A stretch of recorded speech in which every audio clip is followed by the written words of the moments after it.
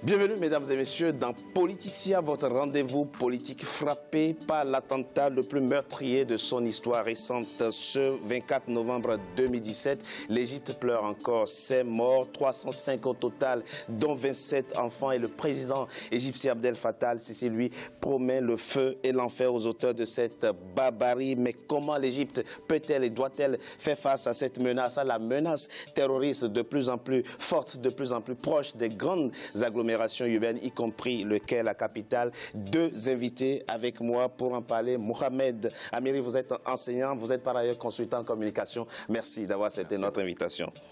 Malik Hacher, vous êtes analyste politique, par ailleurs éditorialiste. Merci à vous également d'avoir accepté notre invitation.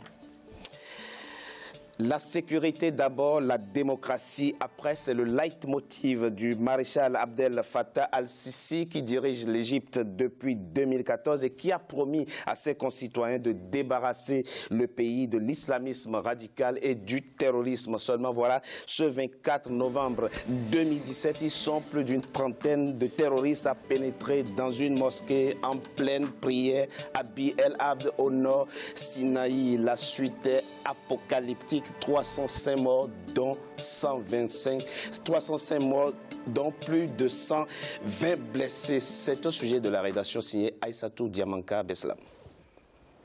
Le Sinaï est touché par l'attentat le plus meurtrier de l'histoire de l'Égypte. Ce vendredi 24 novembre 2017, jour sombre, atmosphère perturbante, la population égyptienne s'est réveillée avec le cœur meurtri. Les terroristes ont lâchement réussi leur coup. Plus d'une trentaine d'assaillants ont perpétré une sanglante attaque contre une mosquée à Bir el-Abd, au nord Sinaï, région située entre le canal de Suez et la frontière israélienne. Ce territoire désertique qui fait la jonction entre l'Afrique et l'Asie est devenu en quelques années la zone la plus instable de l'Égypte. Cet attentat a fait au moins 305 morts, dont 27 enfants et plus de 120 blessés. La population, impuissante face à cette barbarie, pleure et ensuite enterre ses morts. Après avoir déclaré 3 jours de deuil national, le président Abdel Fattah al-Sisi, qui a fait de la sécurité nationale une de ses priorités gouvernementales depuis son arrivée au pouvoir, a promis de répondre frontalement à cette attaque. Depuis cette date, des raids de représailles de la police et de l'armée égyptienne ont éliminé une vingtaine de terroristes et permis d'arrêter presque le même nombre de suspects. L'attaque terroriste était brutale cette fois-ci. Ces terroristes étaient totalement inhumains. Même s'il y a des différences entre les groupes et les factions, cela ne devrait pas être résolu par des tueries. Ce qui est déplorable, c'est qu'ils tuent des civils non armés dans les mosquées et les églises.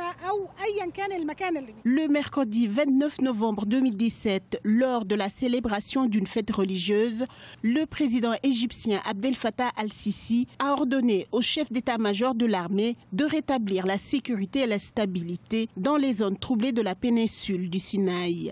Le ministère de l'Intérieur et le chef d'état-major de l'armée ont la responsabilité de rétablir la sécurité. Je vous rends responsable devant tout le peuple égyptien du rétablissement de la sécurité et de la stabilité au Sinaï sous 3 mois. Jusqu'à ce jour, aucun groupe n'a revendiqué cet attentat, mais les regards sont naturellement tournés vers la branche locale de l'État islamique qui mène régulièrement des attaques contre les forces de l'ordre dans la péninsule du Sinaï, surtout suite à la destitution de l'ancien président Mohamed Morsi en juillet 2013. Les militaires étaient jusqu'alors la cible privilégiée des terroristes. Désormais, ils attaquent non seulement les chrétiens, les soufis, mais également les bédouins du Sinaï, qu'ils accusent de collaborer avec l'armée nationale dans sa lutte pour la sécurité nationale. La grande promesse du général al-Sisi était de protéger la société civile égyptienne. On peut imaginer que ses adversaires et ses ennemis politiques s'attaquent à la société civile pour prouver que le pouvoir, le régime al-Sisi ne peut pas la protéger. Et d'une certaine façon faire basculer cette société civile vers les différents extrêmes, soit l'extrême militariste, incarné d'une manière ou d'une autre par le président al-Sisi, soit alors l'extrême obscurantiste, incarné par les forces comme celle de Daesh ou par certains partis extrémistes de la confrérie des frères musulmans. En réalité, ces attaques qui tuent autant les musulmans, les chrétiens, que les athées ou même que les coptes ou même les touristes d'Égypte ont pour but de mettre une espèce de coup de pied dans la fourmilière et déstabiliser totalement l'Égypte au bénéfice des extrêmes qui veulent absolument en découdre. Cette attaque du 24 novembre 2017 est l'une des plus sanglantes de l'histoire de l'Égypte et l'une des plus meurtrières dans le monde depuis les attentats du 11 septembre 2011 aux États-Unis. Mohamed Amiri, alors une émission comme celle-ci qui porte sur le terrorisme a pour but de permettre aux téléspectateurs de comprendre le fait terroriste, notamment le terrorisme islamiste.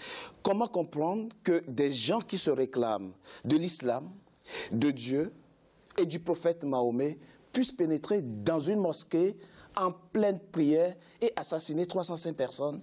Je crois qu'aujourd'hui, la plupart de ceux qui nous regardent ont compris que ces gens se réclament indûment de l'islam et du prophète de l'islam. Je voudrais tout d'abord, avant de commencer, m'associer à la douleur des familles et à la douleur du peuple égyptien face à cet attentat atroce.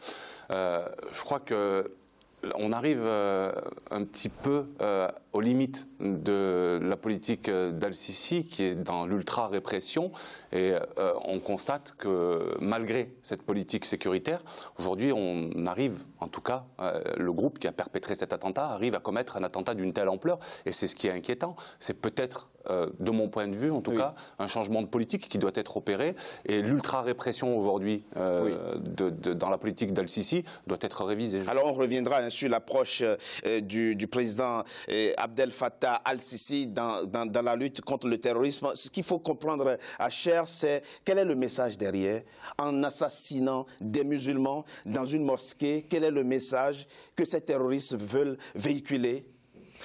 C'est le message d'une idéologie barbare, c'est celui justement d'établir un califat qui serait finalement assis sur plusieurs pays et qui se fierait un peu des frontières actuelles. Le but de ces organisations, c'est l'unification des peuples de la région, soi-disant. Ils veulent établir un califat en Égypte et dans la région. C'est une idéologie, c'est la base idéologique et c'est ce qui est réellement le moteur de ces organisations. C'est le moteur et c'est ce qui est justement utilisé comme propagande pour attirer un peu les jeunes dans leur rang. Donc cette idéologie, elle est connue, elle est d'actualité.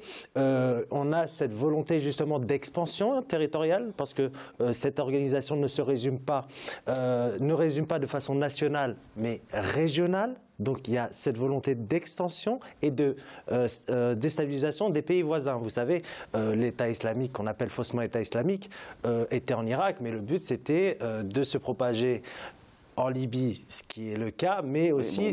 il perd du terrain maintenant. Il perd du terrain, mais et de nuisibilité. Effectivement. Ou de nuisance, pour ainsi dire. Mais le but initial, c'était l'implantation en Irak et en Syrie, de continuer leur expansion territoriale en Libye et de déstabiliser la Tunisie, l'Algérie, plus à l'ouest le Maroc et bien évidemment l'Égypte à l'est. C'est ça le but initial, c'est l'expansion territoriale pour justement appliquer une idéologie d'un autre temps et dont les sociétés civiles bien entendu ne veulent pas. Alors attendez Malik, vous êtes en train de nous expliquer que ces terroristes en assassinant des musulmans pensent ou du moins espèrent attirer des jeunes musulmans vers eux? Il faut regarder aussi une chose, ces musulmans, vous savez, on dit musulmans, il y a une diversité de musulmans. Ces musulmans, pour eux, ce ne sont pas des musulmans, c'est des terroristes. Ces musulmans qui priaient dans une mosquée. Pour eux, ne sont pas assez musulmans à leurs yeux. Pourquoi? Parce que, d'ailleurs, 99% des musulmans actuels ne sont pas assez musulmans pour eux. Pour les terroristes. Pour les terroristes. Parce qu'eux-mêmes ne sont pas musulmans en réalité. Mais il faut savoir que l'Égypte est multiculturelle. Cette région, il ne faut pas la résumer à un bloc monolithique. Ça m'exaspère qu'on parle du monde arabe en monde monolithique où il n'y aurait pas de diversité. Il y a, dans d'autres pays, il y a des berbères, il y a des confréries qui sont diverses, tant sur le plan religieux que culturel. Donc l'Égypte, c'est aussi un multiculturalisme extraordinaire.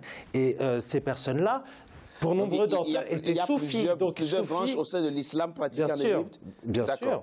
Et puis le soufisme, c'est aussi une aspiration qui est autre. C'est le rapprochement avec Dieu, mais par la voie spirituelle. Donc ça n'a pas lieu d'être pour les terroristes. Ce n'est pas une richesse. Au contraire, c'est blasphématoire pour eux. Donc ce n'est pas étonnant qu'ils visent ces personnes-là qui pourtant sont des personnes les plus paisibles qu'ils soient dans le monde arabe.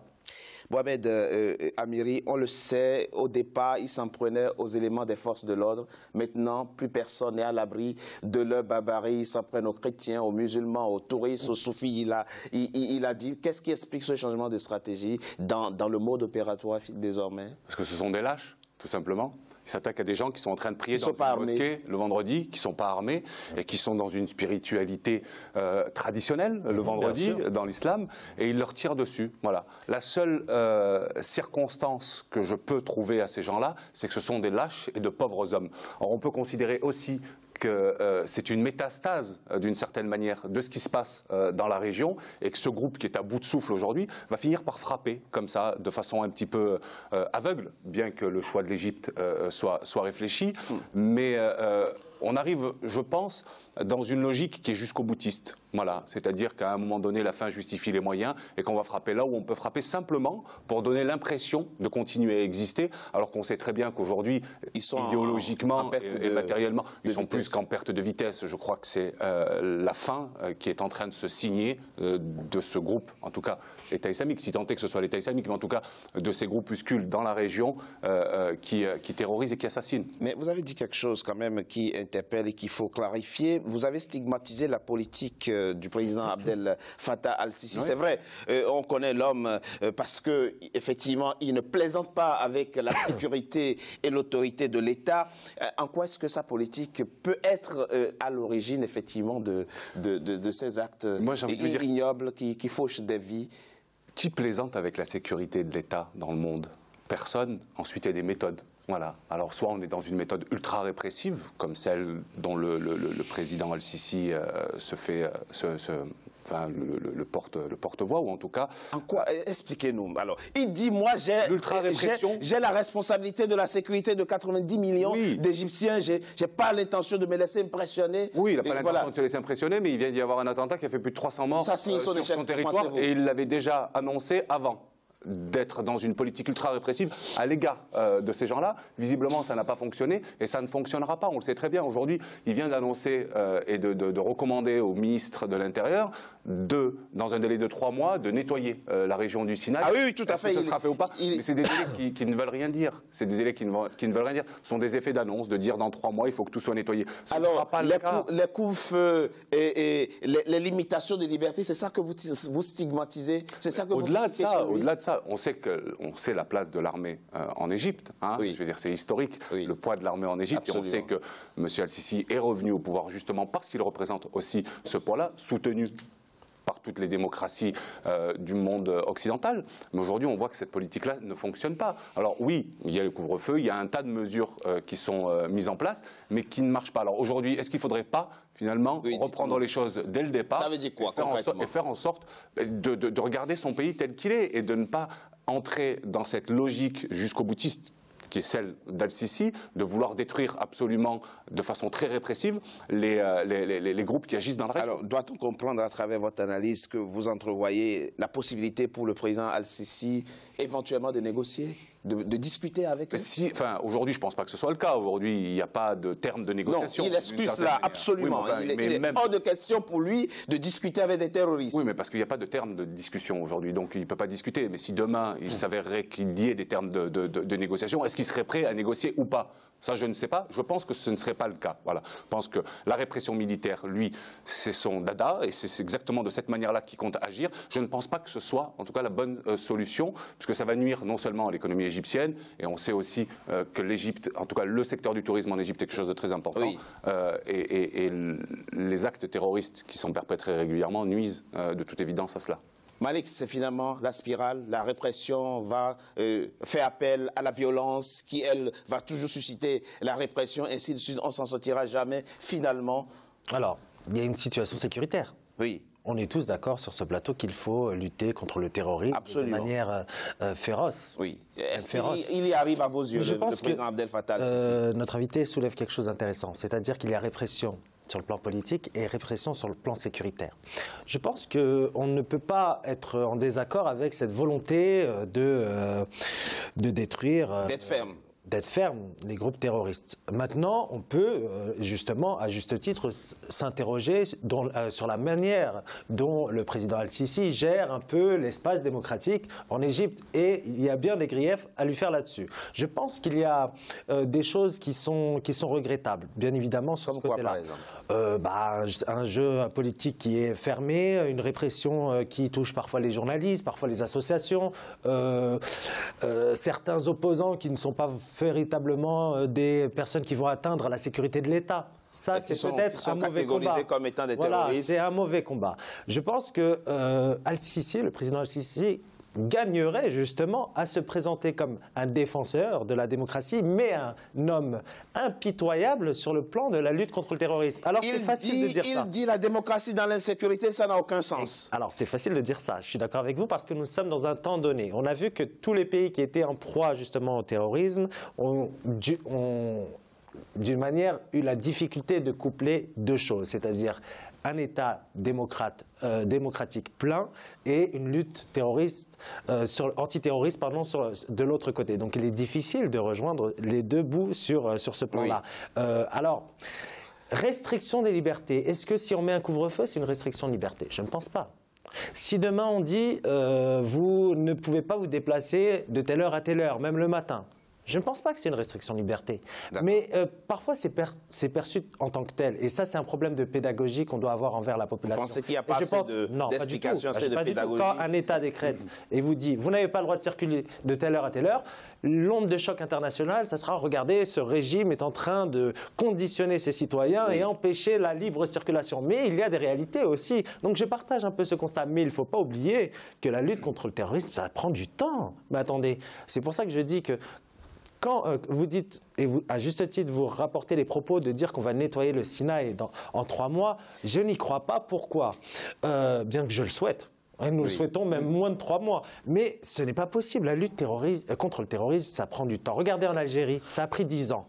Regardez dans les autres pays, ça a pris beaucoup plus de temps. Est-ce qu'aujourd'hui, la Tunisie est sécurisée 7 ans après la Révolution? Pas du tout. Regardez la Libye. Donc, cette lutte contre le terrorisme, je pense que mais c'est peut-être pédagogique de donner une échéance. Alors, c'est politique et c'est pédagogique et c'est des annonces. Parce qu'en politique, nous sommes obligés de rassurer la population. Il y a un discours politique, il y a une réalité. Donc, on est obligé de dire à cette population, je prend le problème à bras-le-corps. Mais il faut, je pense aussi, de la pédagogie. Les temps sont très durs. L'Égypte va encore passer des temps difficiles, malheureusement, comme tous les autres pays de la région.